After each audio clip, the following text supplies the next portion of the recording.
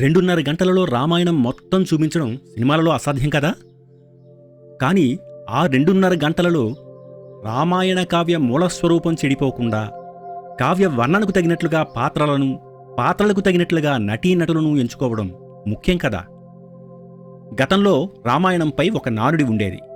రామాయణాన్ని 3 ముక్కలలో చెప్పు అని గురువు అడిగితే ఆ విద్యార్థి కట్టే కొట్టే తెచ్చే అని బదులు ఇచ్చాడట.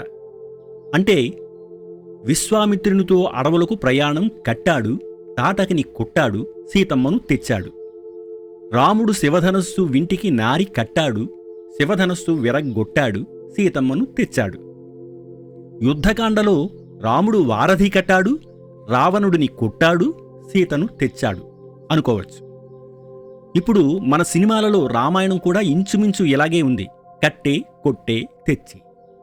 ఆ మధ్య ప్రభాస్ నటించిన ఆదిపురుష్ సినిమా అయితే ఏప్సు, అవెంజర్స్, దయ్యాల కోట, లార్డ్ ఆఫ్ ది రింగ్స్ లాంటి సినిమాలని కలిపి చూసినట్లు ఉంది. సినిమా ఇంచుమించుగా ఒక మూకీ సినిమా చేసినట్లు ఉంది. మాటలను చాలా పొదుపుగా వాడారు. కేవలం కథ అవుట్లైన్ మాత్రమే తెలుస్తుంది గాని ప్రేక్షకులకు స్పష్టత ఉండదు. రామాయణానికి దృశ్యం ఎంత అవసరమో అంతకన్నా ధర్మాన్ని వివరించడం అంత ముఖ్యం. రామాయణానికి జీవం పాత్రల మధ్య సంభాషణలు, పాత్రల హావభావాలు. దురదృష్టవశాత్తు ఆదిపురుషులో అదే లోపించింది. అంతేకాదు ఆ డైరెక్టరు వాల్మీకి రచించిన రామాయణం కాకుండా ఫ్రీడమ్ ఆఫ్ క్రియేటివిటీ అనే ఆలోచనలో భాగంగా తన స్వంత క్రియేటివిటీని విస్తారంగా వాడేశాడు. కాకపోతే ఆదిపురుషులో సాంగ్సు డివోషనల్ వైబ్స్ క్రియేట్ చేసింది. ప్రభాస్ని చూస్తున్నప్పుడు రాముడిని చూస్తున్న ఫీలింగ్ ఏ మాత్రం కలగలేదు. ఇకపోతే అడవిలో సీతారాములు నదీ తీరంలో ఒక పర్ణశాల కట్టుకుని జీవిస్తారు. కానీ ఈ సినిమాలో కొండ గుహలో ఉన్నట్లు చూపించాడు. ఇక రాక్షసులను దయ్యాల కోట సినిమాలో ఈవిల్స్లాగా గబ్బిలాల్లా చూపించాడు. వాటిని చంపుతున్న దృశ్యం కూడా ఏదో వీడియో గేమ్ చూస్తున్నట్లు ఉంది. ఇక వానరుల సంగతి చెప్పనే అక్కర్లేదు. ఇక బ్రహ్మ విషయానికొస్తే అతడు బ్రహ్మని అతడు చెప్తే గాని మనకు తెలియదు. అతడేదో పురోహితుడిలా ఉన్నాడు. ముఖ్యంగా రావణుడిని ఒక ఎడారి ప్రాంతపు దొంగలా చూపించాడు. రావణుడు వైదిక బ్రాహ్మణుడు, వేదాలు శాస్త్రాలు తెలిసినవాడు. అతని రూపం ద్రావిడ వైదిక బ్రాహ్మణ రూపంలో ఉండాలి. కథ కూడా ప్రేక్షకులకు ఏది ఎందుకు జరుగుతుందో అర్థమయ్యేలా ఉండాలి. వీళ్లు హాలీవుడ్ రేంజ్లో సినిమాలు నిర్మిస్తున్నాం అంటూ విదేశీయులకు చూపించేందుకు సినిమా తీస్తూ ఆ సినిమాలో కథ చెప్పకుండా కేవలం గ్రాఫిక్సు, పాశ్చాత్య సంగీతం జోడించి ప్రదర్శిస్తే అది ఒక ఫాంటసీ మూవీ అవుతుందే గాని రామాయణ కావ్యాన్ని వివరించే ప్రయత్నం కాదు. ఈ మధ్య ట్రైలర్ వదిలిన రణబీర్ రామాయణ కూడా ఆశాజనకంగా లేదు. రామాయణం సహజమైన అడవులు, వాగులు, కొండలు, నదీ తీరాలలో తీస్తే జీవం కనిపిస్తుంది. రణబీర్ సింగ్ చాలా బిగుసుకుపోయిన ముఖంతో నటించాడు. నటనలో రాముడికి కనబరచవలసిన ప్రశాంత సౌందర్యవదనంగాని, ధీరత్వంతో కూడిన నడకగాని లేదు. ఆజానుబాహుడు, అరవింద దళాయతాక్షుడు అనే వర్ణన ఏమాత్రం కనిపించలేదు. ఇంకొక విషయం ఏమిటంటే రాముడు నీలమేఘశ్యాముడు అని వర్ణించబడింది. కానీ ఈ మధ్య వస్తున్న ఈ ఉత్తరాది సినిమాలలో మరి గ్లామర్ పోతుంది అనో ఏమో రాముడిని నీలమేఘఛాయలో కాకుండా రెగ్యులర్ వైట్ స్కిన్ టోన్లో చూపిస్తున్నారు.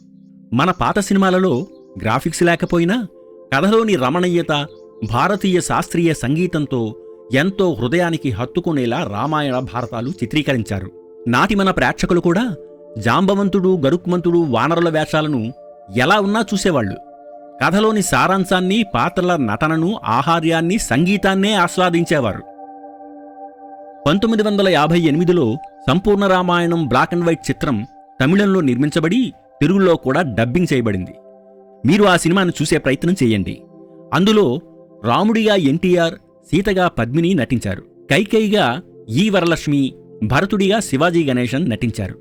సినిమాలో కొన్ని ముఖ్యమైన సన్నివేశాలు చాలా డెప్త్తో తీశారు. కొన్ని సన్నివేశాలు పాటల రూపంలో వేగంగా చూపించారు. యుద్ధాన్ని కూడా వేగంగా తీశారు. కథకే ప్రాముఖ్యతను ఇచ్చారు. రాముడు, సీతా పాత్రలలో పద్మిని, ఎన్టీఆర్లు ఎంతో ఆకట్టుకున్నారు. కైకేయి మనసుని మందర మార్చడం, కైకేయి అలక, భరతుడి పట్టాభిషేకం, రాముడి అరణ్యవాసం కోరడం, రాముడు అరణ్యవాసానికి బయలుదేరడం వంటి సన్నివేశాలు చాలా వివరంగా తీశారు. రాముడిని వనవాసానికి పంపడాన్ని తట్టుకోలేని భరతుడు తన తల్లి కైకేయిపై కోపంతో రగిలిపోయిన సన్నివేశంలో వాళ్ల మధ్య సంభాషణ చాలా బాగా చిత్రీకరించారు. ఇక వనవాసం కూడా సహజ సిద్ధమైన అవుట్డోర్ షూటింగ్లో చిత్రీకరించారు.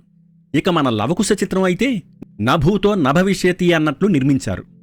కథ, పాత్రలు, సంభాషణలు, సంగీతం, శిల్పాలంకరణ వీటికే అత్యంత ప్రాధాన్యత ఇచ్చారు ఆనాటి దర్శకులు. నేడు అవన్నీ లోపించి కేవలం గ్రాఫిక్సు, స్టార్డమ్, వెస్ట్రన్ మ్యూజిక్తో మన ఇతిహాస చిత్రాలను, పాత్రలను రూపొందించి ఎవరికి తోచినట్లు వాళ్ళు సినిమాలు తీస్తున్నారు. ఫాంటసీ సినిమాలు ఎలా తీసినా పర్వాలేదు, కానీ రామాయణ, భారత పురాణ ఇతిహాస చిత్రాలు నిర్మించేటప్పుడు కథ విషయంలో, పాత్రల విషయంలో చాలా జాగ్రత్తలు పాటించాలి. అలా తీయడం కుదరనప్పుడు వదిలేయాలి గాని చెడగొట్టకూడదు.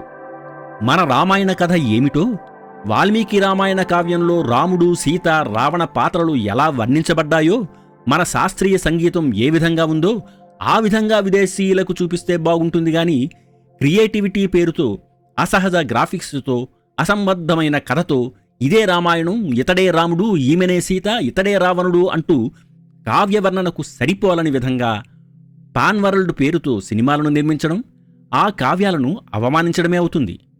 నేటి జనరేషన్కి రామాయణ కావ్యాన్ని క్షుణ్ణంగా, పరిపూర్ణంగా అర్థమయ్యేలా తీయడం ఎంతో అవసరం. ఈ వీడియో మీకు నచ్చినట్లయితే లైక్ చేయండి, షేర్ చేయండి. ధన్యవాదాలు.